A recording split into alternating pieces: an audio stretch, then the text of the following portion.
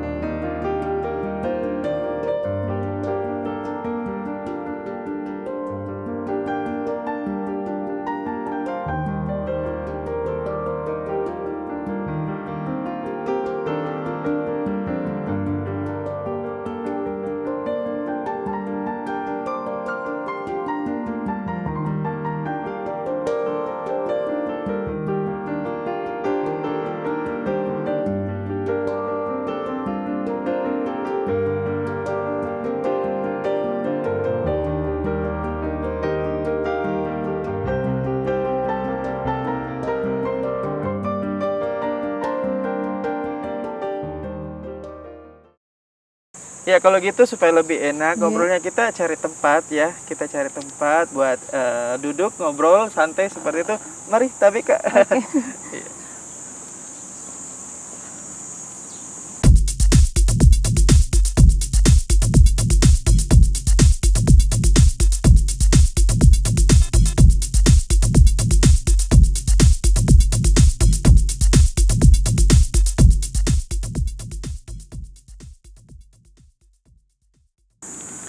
Assalamualaikum warahmatullahi wabarakatuh dan selamat pagi pemirsa setia Net TV dimanapun Anda berada. Tentunya berjumpa lagi dalam program Bukan Perempuan Biasa.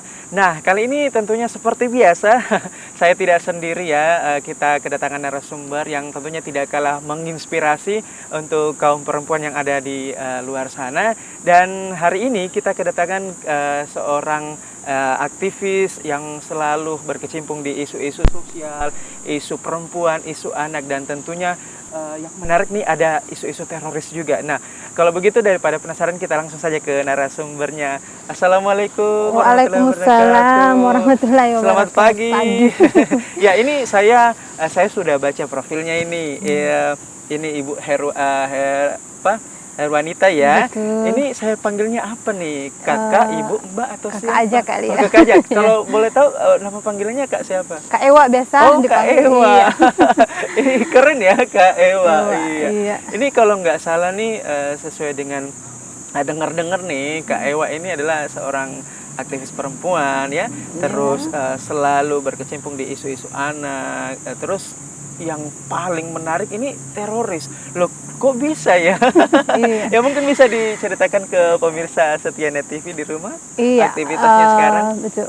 Saya sih sebenarnya sejak mahasiswa sejak 2003 sampai 2017 lah, itu hampir 17 tahun sebagai aktivis perempuan di tingkatan mahasiswa.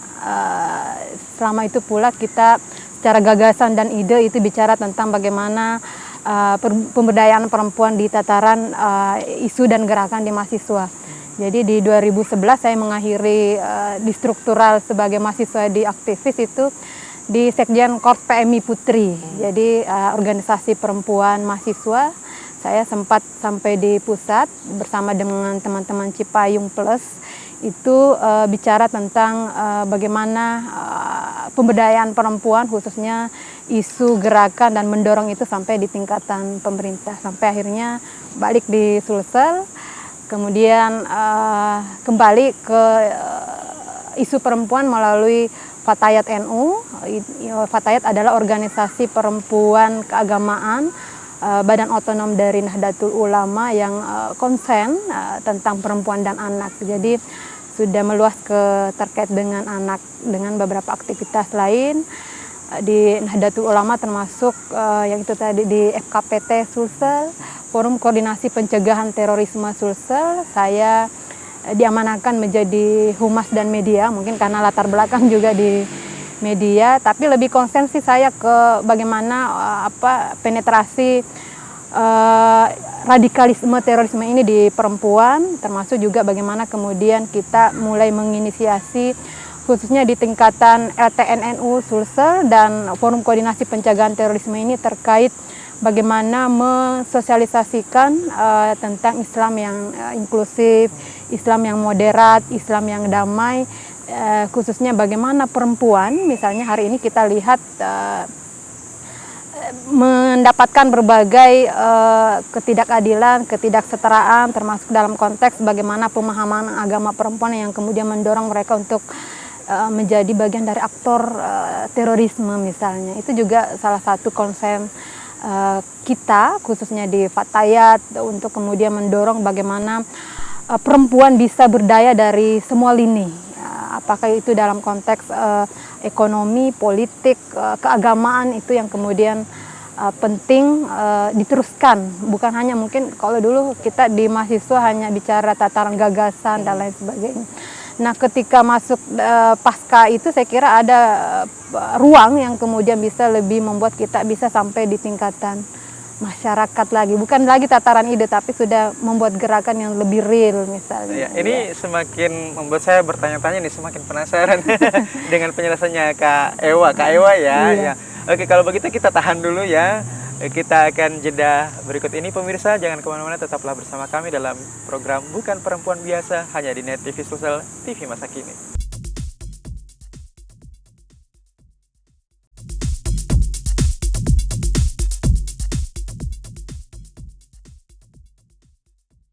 Anda kembali menyaksikan Bukan Perempuan Biasa, masih dengan Kak Ewa nih ya. Kita langsung ke Kak Ewa. Nah, terkait nih mengenai aktivitas Kak Ewa nih yang tentunya berkecimpung di dunia isu sosial, isu wanita dan isu anak. Ini gimana nih pendapatnya tentang Sulawesi Selatan hari ini mengenai perlindungan hukum seperti itu, terutama untuk anak-anak dan perempuan. Itu apakah hari ini masih mendapatkan perlindungan yang sesuai atau seperti apa nih Kak? Iya, kalau bicara tentang perempuan dan anak ini mungkin dua hal yang tidak bisa terpisahkan sebenarnya. Kalau berdasarkan data, saya kira dari KPAI maupun dari pemberdayaan perempuan dan anak misalnya, Sulsel masih masuk dalam kategori wilayah 5 besar provinsi yang kemudian masih marak dengan misalnya kawin anak. Persoalan bagaimana perkawinan anak di Sulawesi Selatan. Berarti ini bukan masih, prestasi ya? Iya, betul, masih terlalu tinggi. Jadi ada beberapa lokus itu di beberapa provinsi, kabupaten. 5 kabupaten di Sulawesi Selatan yang kemudian masuk zona merah bagaimana tingginya angka perkawinan anak. Oh, jadi bukan cuma COVID aja yang zona merah ya? Betul, itu. Ya seiring dengan COVID juga mungkin karena ada faktor ekonomi, ya mengawinkan anak secara cepat dini itu juga menjadi bagian dari faktor kenapa kawin anak ini kemudian banyak marak di Sulawesi Selatan. Termasuk dari faktor ekonomi. Yang kedua saya kira adalah penting untuk bicara bahwa Sulsel juga marak dengan isu kekerasan terhadap pelecehan perempuan dan anak misalnya. Kita baru-baru ini masih segar dalam ingatan kita ya, masih viral beberapa hari yang lalu tentang kasus dugaan pemerkosaan yang dilakukan oleh orang terdekat, oleh orang tua, ayah kandung terhadap anak di Luwu Timur. Juga terakhir saya kira pelecehan perempuan yang ada di Kabupaten Bantaeng itu saya kira penting sama-sama menjadi lokus kita bersama, khususnya untuk teman-teman gerakan perempuan dan anak di Sulawesi Selatan. Dan saya kira ini juga sudah sebenarnya dikawal oleh semua teman-teman yang ada di koalisi perempuan dan anak yang ada di Sulawesi Selatan, termasuk di dalamnya juga adalah Fatayat, yang kemudian mencoba untuk membuat pemetaan dan tentunya juga bagaimana meminimalisir angka-angka ini bisa kita lakukan gerakan sampai di tingkatan bawah. Kalau di Fatayat sendiri saya kira adalah ada beberapa program yang kemudian memang konsen untuk bagaimana mencegah kawin anak ini sampai di tingkatan daerah, misalnya bagaimana berkolaborasi dengan Kanwil, Kemenak, bagaimana berkolaborasi dengan pihak-pihak yang terkait yang seyogyanya bisa sampai di tingkatan keluarga, memberikan pendidikan, pencerahan secara dini kepada perempuan, karena saya menganggap bahwa kepada perempuan itu adalah long life education. Betul. Kita harus memberikan pembelajaran kepada perempuan itu sepanjang hidup. Artinya apa? Bukan hanya di tingkatan ketika anak-anak kita ada kecil dan lain sebagainya. Di tingkatan perempuan yang kemudian notabene-nya sudah menyentuh ruang keluarga dan lebih luas ke masyarakat, itu juga butuh pendidikan sesuai dengan tahapannya. Misalnya hari ini juga saya di Kabupaten Goa ya, di daerah perumahan yang notabene-nya adalah kaum urban, kita mencoba menginisiasi itu dengan membentuk majelis taklim misalnya. Saya salah satu bagian dari ketua majelis taklim di daerah Goa. Itu menjadi bagian kita untuk memberikan pembelajaran sepanjang masa dari sisi keagamaan, misalnya buat perempuan-perempuan urban perkotaan yang agak mengarah ke Goa sekarang. Nah, kita lihat untuk kemudian kita sama-sama berserikat, berkumpul untuk saling memberdayakan, khususnya tentang isu-isu keagamaan hari ini. Kita bisa lihat, saya kira bagaimana perempuan menjadi bagian tak terpisahkan misalnya dari isu radikalisme dan terorisme. Misalnya di gereja katedral kemarin kan pelakunya adalah perempuan yang masih usia milenial, dan tentunya ini butuh pendekatan secara keluarga untuk meminimalisir hal-hal seperti ini. Iya, ini kalau kita berbicara tentang kasus pelecehan yang baru-baru ini terjadi, yang masih segar dalam ingatan Kak Ewa, ini bagaimana sih ini sebetulnya bisa istilahnya dilakukan antisipasi atau tindak pencegahan sampai mungkin ke level dalam tanda kutip maaf ya yang ekstrim seperti mungkin sampai terjadi insek seperti itu bagaimana sih bisa dicegah dalam bentuk preventif seperti itu? Iya, intinya sebenarnya yang seperti yang saya sampaikan sebelumnya, bahwa ketahanan keluarga, bagaimana keluarga ini bisa berdaya untuk kemudian dari segala lini. Artinya bahwa kalaupun pelecehan seksual itu kemudian terjadi di ranah keluarga, berarti ada pertanyaan, ada apa dengan keluarga? Keluarga sudah tidak bisa lagi jadi tempat yang aman untuk kita. Selama ini kan kita selalu mengatakan bahwa keluarga adalah tempat kembali yang paling aman dan nyaman.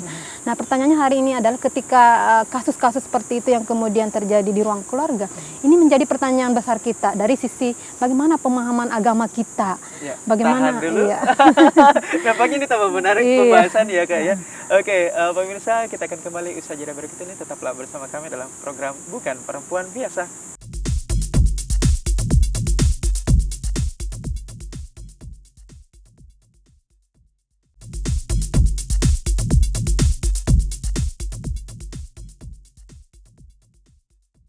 Anda masih bersama kami dalam program Bukan Perempuan Biasa. Nah, kita langsung ke narasumber kita, Kak Ewa.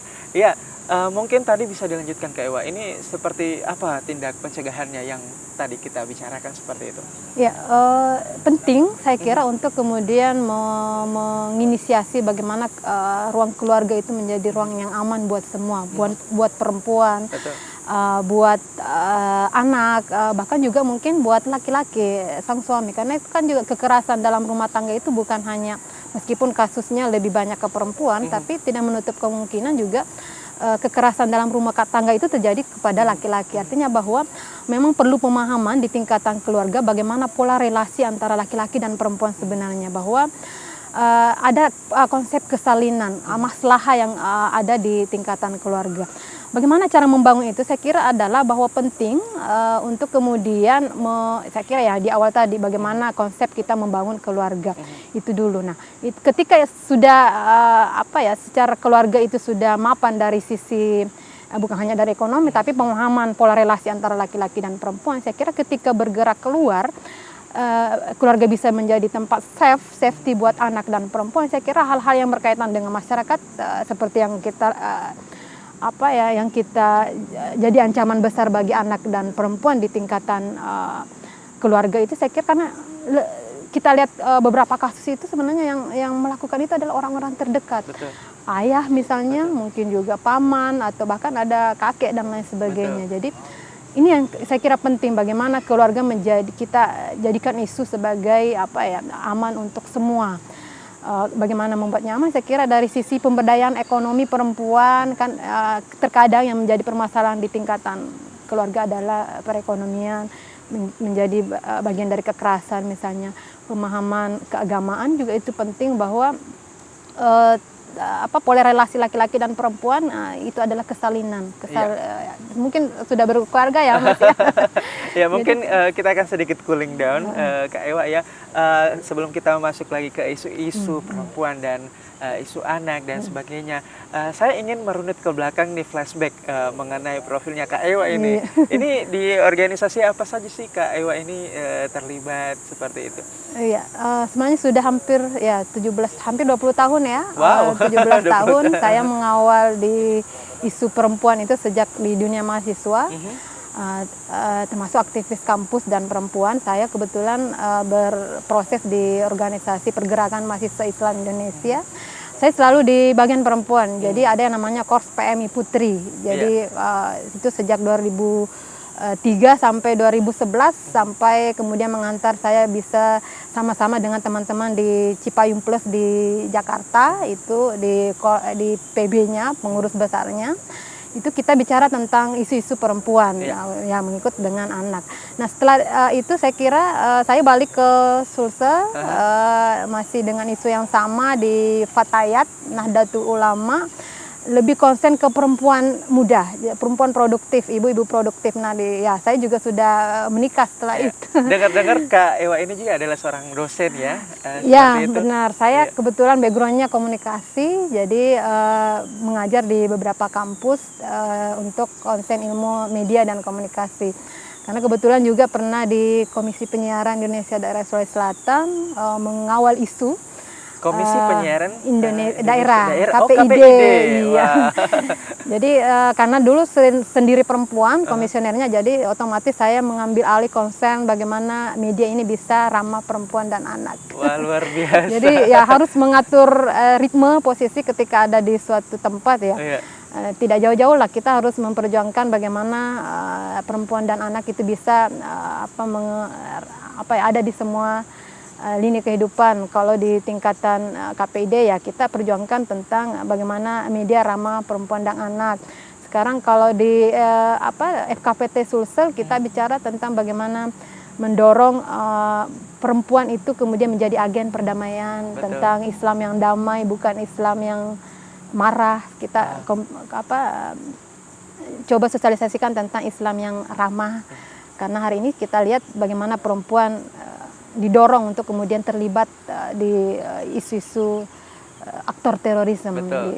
Sedikit saya juga dapat nih referensi bahwa Kak Ewa ini pernah terlibat dalam sebuah proyek yang skala internasional ya, UNDP. Kalau nggak salah tuh United Nation ya, Development Program. Itu apa tuh Kak? Bisa dijelasin mungkin? Iya, sebenarnya ada beberapa yang pernah menjadi proyek di Sulsel, termasuk juga yang ada di Jakarta dulu. Itu tentang bagaimana perempuan di ruang politik. Kita men-tracking, termasuk memprofil perempuan-perempuan yang kemudian memiliki potensi untuk ada di tingkatan, di semua lini misalnya. Mau di politik, itu kita harus dorong. Supaya apa? Supaya apa yang kita perjuangkan itu bisa lebih menggema dengan kebijakan-kebijakan yang bisa diambil oleh semua orang yang ada perempuannya memperjuangkan di situ. Iya, kita akan break dulu. Ya, nampaknya Kak Ewa ini sangat semangat ya, saya juga jadi tambah semangat nih. Ya, pemirsa, kita akan kembali usai jeda berikut ini. Tetaplah di program Bukan Perempuan Biasa, hanya di Net TV Sulsel, TV masa kini.